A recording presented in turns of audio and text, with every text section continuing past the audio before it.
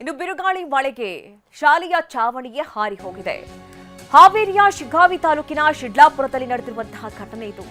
ಶಾಲಾ ಆವರಣದಲ್ಲಿ ಚೆಲ್ಲಾಪಿಲ್ಲಿಯಾಗಿ ಚಾವಣಿ ಬಿದ್ದಿದೆ. ಅದೃಷ್ಟವಶಾತ್ ಯಾವುದೇ ಪ್ರಾಣಹಾನಿ ಆಗಿಲ್ಲ. ಶಾಲಾ ಆವರಣದಲ್ಲಿ ಆಗಿರುವಂತಹ ಘಟನೆ ಇದು.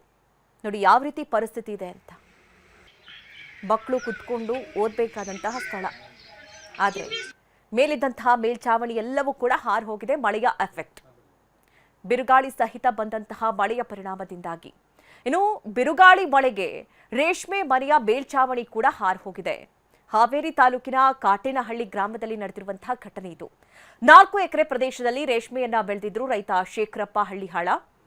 ರೇಷ್ಮೆ ಬೆಳೆದು ರೇಷ್ಮೆ ಹುಳಗಳು ಸಾಕಾಣಿಕೆಯನ್ನ ಮಾಡ್ತಾ ಇದ್ರು. 10 ಲಕ್ಷಕ್ಕೂ ಅಧಿಕ ಮೌಲ್ಯದ ಬೆಳೆ ಮತ್ತು ರೇಷ್ಮೆ ಹುಳುಗಳು ಈಗ ನಾಶ ಆಗಿದೆ ಎನ್ನುವಂತಹ ಮಾಹಿತಿ ಸಿಗ್ತಾ ಇದೆ. ಇನ್ನು ಒಂದೇ ದಿನದ ಮಳೆ ವರ್ಷದ ಊಟಕ್ಕೆ ಕುತ್ತು ತಂದಿದೆ. ಕಟಾವಿಗೆ ಬಂದಿದ್ದಂತಹ ಭತ್ತ ಸರ್ವನಾಶವಾಗಿದೆ. ರೈತ ಕಂಗಾಲಾಗಿದ್ದಾನೆ. ದೇವರ ಬೆಳಕೆರೆ ವ್ಯಾಪ್ತಿಯ ಹಲವು ಗ್ರಾಮಗಳಲ್ಲಿ ಈ ರೀತಿಯ ಪರಿಸ್ಥಿತಿ ಇದೆ. ದಾವಣಗೆರೆಯ ಹರಿಹರ ತಾಲೂಕಿನ ದೇವರ ಬೆಳಕೆರೆ 4 ದಿನಗಳಲ್ಲಿ ಕಟಾವು ಆಗಬೇಕಾಗಿದ್ದಂತಹ ಭತ್ತದ ಬೆಳೆ ನಿನ್ನೆ ಸುರಿದಂತಹ ಆಲಿಕಲ್ಲು ಮಳೆಗೆ ಭತ್ತ ಸರ್ವನಾಶವಾಗಿದೆ. 100 ಎಕರೆಯಲ್ಲಿ ಬೆಳೆದಂತಹ ಭತ್ತ ಸರ್ವನಾಶವಾಗಿರುವುದು, ಅದರ ದೃಶ್ಯಗಳನ್ನು ಕೂಡ ಗಮನಿಸ್ತಾ ಇದ್ದೀರಿ. ಈ ಕುರಿತಂತೆ ನಮ್ಮ ಪ್ರತಿನಿಧಿ ಬಸವರಾಜ್ ಪ್ರತ್ಯಕ್ಷ ವರದಿ ಕೊಟ್ಟಿದ್ದಾರೆ. ಬನ್ನಿ ನೋಡೋಣ. ನಾವೀಗ ದಾವಣಗೆರೆ ಜಿಲ್ಲೆಯ ಹರಿಹರ ತಾಲೂಕಿನ ದೇವರ ಬೆಳಕೆರೆಯಲ್ಲಿರ್ಬೋದು ಇದ್ದೀವಿ. ನೋಡ್ತಾ ಇರಬೇಕು, ಇಲ್ಲೇನು ನಿನ್ನೆ ಒಂದಿನ ಸುರಿದಂಥ ಮಳೆಗೆ ಭಾರಿ ಪ್ರಮಾಣದಲ್ಲಿ ಭತ್ತ ಸಂಪೂರ್ಣವಾಗಿ ಸರ್ವನಾಶ ಆಗಿರ್ತಕ್ಕಂಥದ್ದು. ಏನು ಒಂದು ದಿನ ಸುರಿದಂಥ ಮಳೆ ಒಂದು ವರ್ಷದ ಊಟವನ್ನು ಕಿತ್ಕೊಂಡಂಥ ಕ್ಷಣವನ್ನು ನೀವು ನೋಡ್ತಾ ಇರಬೇಕು.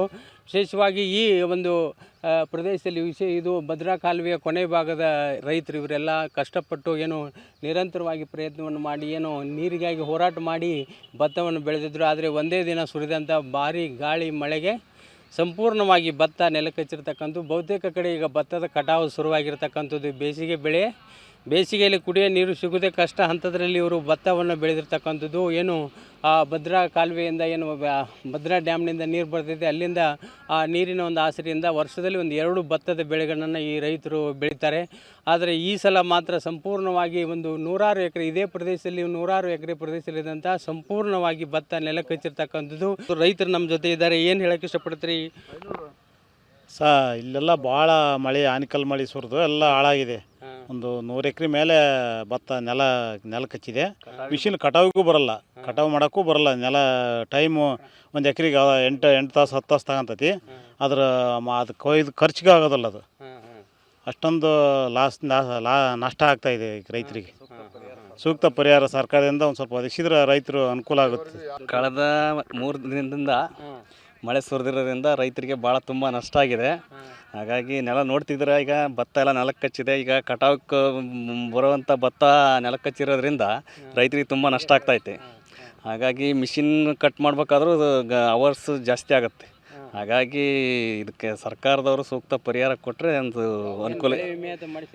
ಬೆಳೆ ವಿಮೆ ಅವಾಗ 2 ಟೈಮ್ ಕಟ್ಟಿದ್ವಿ, ಅದು ಯಾವುದೇ ರೀತಿಯಾದ ಬರಲಿಲ್ಲದಕ್ಕೆ ಹಂಗಾಗಿ ರೈತರು ಅದ್ರ ಬಗ್ಗೆ ನಿರ್ಲಕ್ಷ್ಯ ವಹಿಸಿದ್ರು. ಈ ಸಾರಿ ಅಕಾಲಿಕ ಮಳೆ ಬಂದಿರೋದ್ರಿಂದ ರೈತರಿಗೆ ಭಾಳ ತೊಂದರೆ ಆಗಿದೆ.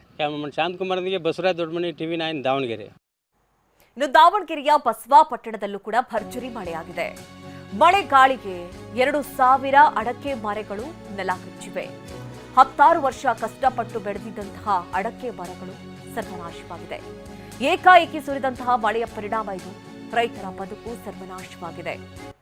ನೋಡಿ, ಚನ್ನಗಿರಿ ತಾಲೂಕು ಬಸವಾಪಟ್ಟಣ ಗ್ರಾಮದ ಪಾರವಾರ್ ಕರಿಬಸಪ್ಪ, ನಾಗಪ್ಪ, ಬಾಲೆಬೆನ್ನೂರು, ಚನ್ನಪ್ಪನವರ ಹೊಲದಲ್ಲಿ ಅಡಿಕೆ ಮರಗಳು ಈ ರೀತಿ ಹಾನಿಯುಂಟಾಗಿರುವುದು.